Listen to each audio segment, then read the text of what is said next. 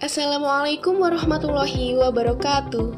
Saya, Sylvia Putri Ningtyas dari kelas TMT 3E akan membahas materi mata kuliah Pendidikan Filsafat Matematika, yakni mengenai matematika dalam pembelajaran dan tokoh-tokoh matematika. Pada materi kali ini akan membahas mengenai sejarah matematika dalam pembelajaran dan tokoh-tokoh matematika. Yang pertama, sejarah matematika dalam pembelajaran. Salah satu kompetensi guru adalah memahami sejarah matematika. Pentingnya sejarah matematika bagi guru tidak semata-mata karena sejarah matematika sebagai salah satu cabang matematika, tetapi lebih dari itu. Karena peran sejarah matematika yang secara langsung maupun tak langsung mempengaruhi pembelajaran matematika. Fauvel pada tahun 2000 menyatakan bahwa terdapat 3 dimensi besar pengaruh positif sejarah matematika dalam pembelajaran. Yang pertama ada understanding, yang artinya pemahaman. Perspektif sejarah dan perspektif matematika atau struktur modern saling melengkapi untuk memberikan gambaran yang jelas dan menyeluruh tentang konsep dan teorema, serta bagaimana konsep-konsep saling berkaitan. Yang kedua ada enthusiasm atau antusiasme, yakni sejarah matematika memberikan sisi aktivitas sehingga menimbulkan antusiasme dan motivasi. Dan yang ketiga ada skill atau keterampilan. Memacu keterampilan menata informasi, menafsirkan secara kritis berbagai anggapan dan hipotesis, menulis secara koheren, mempresentasikan kerja, dan menempatkan suatu konsep pada level yang berbeda. Nah, bagaimanakah cara menggunakan sejarah matematika tersebut? Sesungguhnya, sangat banyak cara yang dapat ditempuh sesuai dengan tujuan apa yang diinginkan. Berikut ini, secara lebih rinci, John Fauvel Gardner pada tahun 1996 menyarankan beberapa cara yang dapat ditempuh dalam menggunakan sejarah dalam pembelajaran matematika di kelas, yaitu 1. Menyebutkan atau menceritakan tentang matematikawan pada zaman dahulu secara menyenangkan. Yang kedua, menyediakan pengantar sejarah untuk konsep-konsep yang baru bagi siswa. Yang ketiga, memacu siswa untuk memahami masalah-masalah sejarah, untuk mana konsep-konsep yang telah mereka pelajari merupakan jawabannya. Yang keempat, memberi tugas-tugas tentang sejarah matematika.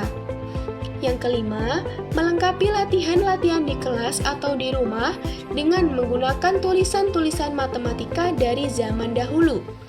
Yang keenam, aktivitas drama langsung dengan kegiatan refleksi interaksi matematika. Yang ketujuh, memacu kreasi tampilan poster atau proyek lain dengan topik-topik sejarah.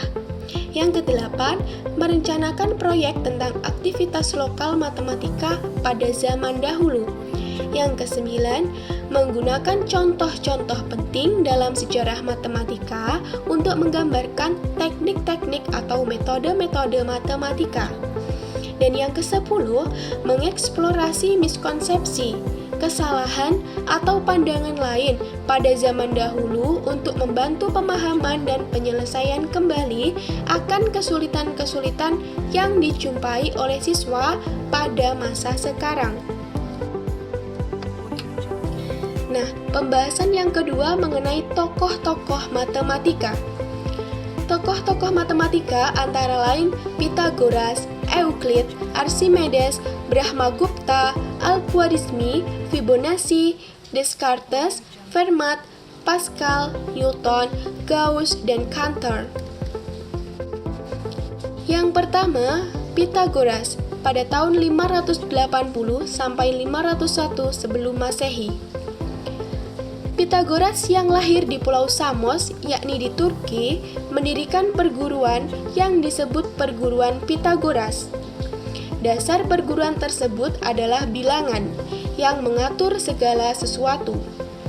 Karya perguruan Pythagoras kita ketahui hanya dari tulisan Aristoteles, Euclid, Proclus, Diogenes Laertius, dan lain-lainnya. Teorema yang menyatakan bahwa jumlah sudut-sudut sebarang segitiga sama dengan 2 kali sudut siku-siku pertama kali berasal dari perguruan Pythagoras. Pythagoras mengajarkan bahwa semua bilangan adalah rasional. Namun, muridnya yang bernama Theodorus membuktikan bahwa akar dari 3, 5, 6, 7, 10, 11, 13, 14, 15, dan 17 adalah irasional. Sementara bukti bahwa akar suatu bilangan asli adalah irasional jika dan hanya jika bilangan asli tersebut bukan bentuk kuadrat, diberikan oleh Theaetetus. Berdasarkan beberapa literatur, Pythagoras meninggal sekitar 507 sebelum Masehi saat kompleks perguruannya dibakar oleh penguasa setempat karena dianggap mengajarkan aliran yang sesat. Yang kedua ada Euclid pada tahun 325 sampai 265 sebelum Masehi. Euclid dari Alexandria sangat terkenal dalam matematika. Tetapi, sedikit yang dapat diketahui dari kehidupan Euclid. Data yang dapat dipercaya berasal dari Proclus sekitar tahun 420 Masehi. Euclid dipastikan pernah belajar di Akademi Plato di Athena. Tidak ada karya Euclid yang memiliki kata pengantar, sehingga kita tidak dapat mengetahui siapa pengarangnya. Karya terkenal dari Euclid adalah Elemen, yang merupakan kompilasi pengetahuan dan menjadi sumber belajar selama 2000 tahun. Buku tersebut dimulai dengan definisi dan 5 postulat, serta aksioma. Yang terkenal adalah postulat kelima atau postulat paralel. Dengan mengganti postulat ini, kita mengenal geometri non-Euklidean. Buku Elemen yang terdiri dari 13 buah buku terpisah amat menakjubkan dalam hal kecermatan dan urutan teori yang dinyatakan dan dibuktikan. Buku ini menjadi cikal bakal sistem aksiomatis dalam matematika. Yang ketiga ada Archimedes pada tahun 287 sampai 212 sebelum Masehi.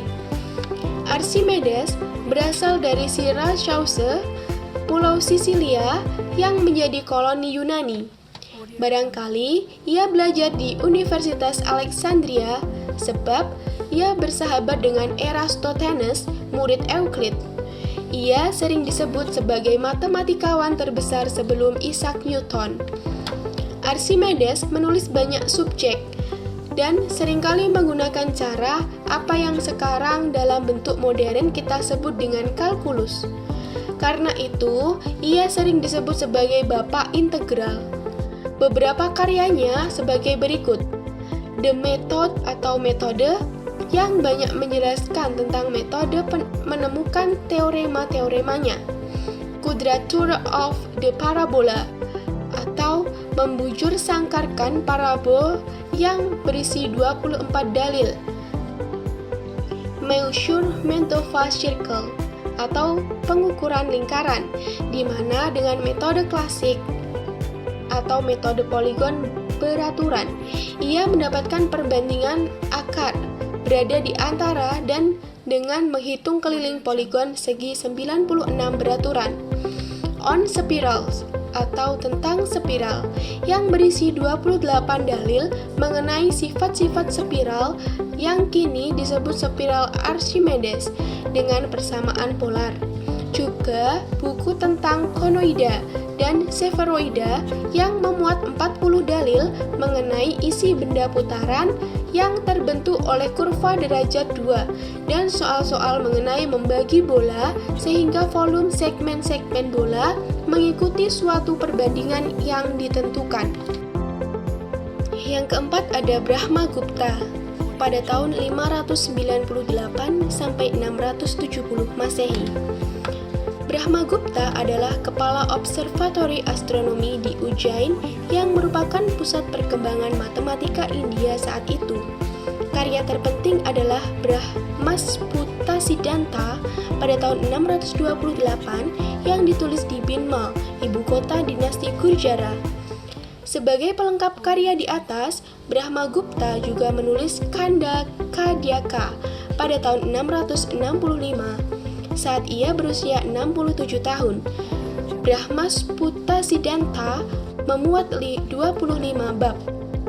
Dalam Brahmasputasiddhanta, ia mendefinisikan 0 sebagai hasil pengurangan sebuah bilangan dengan dirinya sendiri. Brahmagupta juga memberikan aturan aritmetika dalam istilah untung atau bilangan positif dan istilah rugi atau hutang dalam bilangan negatif. Brahmagupta juga memberikan metode perkalian yang menggunakan nilai tempat yang menjadi cikal bakal cara perkalian kita. Terdapat 3 metode yang dinyatakan dalam Brahmasputasiddhanta. Sumbangan lain adalah algoritma untuk menghitung akar kuadrat suatu bilangan. Algoritma ini kini dikenal dengan rumus iterasi Newton-Raphson. Yang kelima ada Al-Khwarizmi pada tahun 780 sampai 850 Masehi. Abu Musa Al-Khwarizmi lahir di Kiran, Al-Khwarizm, Uzbekistan dan wafat di kota 1001 Malam, Baghdad. Aljabar sering dilekatkan dengan nama Ibnu Musa Al-Khwarizmi.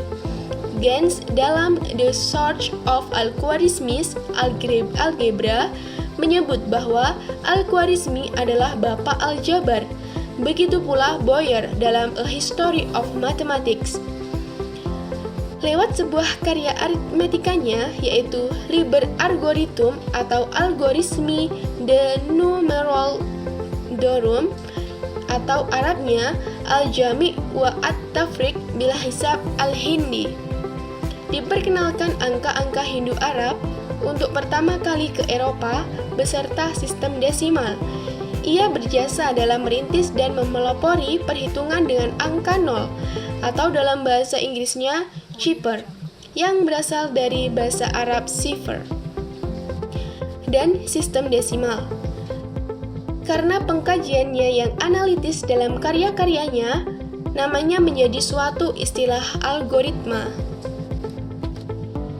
Yang keenam ada Fibonacci pada tahun 1170 sampai 1250 Masehi. Fibonacci adalah matematikawan Italian yang hidup antara 1170 sampai 1240 atau 1250 Masehi. Ada sumber lain yang juga menyebutkan bahwa dia lahir di Pisa pada tahun 1175. Nama lainnya adalah Leonardo of Pisa, Leonardo da Pisa atau Leonardo Pisano. Ayahnya bernama Guglielmo Bonacci, adalah seorang pedagang dan ibunya Alessandra. Fibonacci mengenal sistem matematika ketika mengikuti ayahnya berdagang sampai ke Afrika Utara. Setelah 15 tahun melancong, Fibonacci menetap di Italia dan menulis dasar-dasar matematika. Tulisannya antara lain Liber Abaci pada tahun 1202, Prastisa Geometricae atau Practical Geometry pada tahun 1220, Floch pada tahun 1225, Liber Quadratorum pada tahun 1225, dan A Letter to Master Theodorus pada tahun 1225. Nah, beberapa kontribusi Fibonacci dalam matematika adalah sebagai berikut. Yang pertama, memperkenalkan sistem bilangan Hindu-Arab di Eropa dan menemukan bilangan Fibonacci. Bukunya yang berjudul Liber Abaci atau The Book of Calculating. Yang kedua, perintis dalam penggunaan kembali pecahan Mesir atau Egyptian fraction. Yang ketiga, dalam Liber Quadratum atau The Book of Square, Fibonacci memperkenalkan salah satu hasil dalam teori bilangan, yaitu bilangan kuadrat dapat dituliskan sebagai penjumlahan bilangan-bilangan ganjil. Yang ketujuh ada Descartes pada tahun 1596 sampai 1650 Masehi. René Descartes selain belajar filsafat, ia juga mempelajari matematika dari buku Clavius. Saat sekolah, kesehatannya memburuk, lalu diizinkan untuk tetap di tempat tidur hingga jam 11 siang. Hal ini kemudian menjadi kebiasaan Descartes hingga meninggal dunia. Ia mulai belajar matematika sejak tahun 1618. Tahun 1623, ia berhubungan dengan Mersenne, seorang matematikawan di Paris. Korespondensi ini meneguhkannya untuk bergelut dengan ilmu pengetahuan. Karya terpenting terletak pada La Géométrie yang membahas mengenai matematika. Dalam karya ini, terdapat ide geometri analitik, yaitu masalah yang memuat gagasan mengaitkan geometri dan aljabar. Sebagai penghormatan, kini koordinat silang atau tegak lurus kita namakan koordinat Cartesian atau Cartesius. Karya yang penting lainnya adalah Principia Philosophiae yang dipublikasikan di Amsterdam pada tahun 1644. Karya ini terbagi dalam 4 bagian yang membawa masalah alam ke dalam matematika. Yang kedelapan Fermat pada tahun 1601 sampai 1665. Pierre Fermat mula-mula belajar di Universitas Toulouse, lalu tahun 1620 di Bordeaux. Dari Bordeaux, ia pindah ke Orleans dan menyelesaikan studi hukum di sana. Ia lalu bekerja sebagai pengacara sekaligus terpilih dan masyhur di parlemen.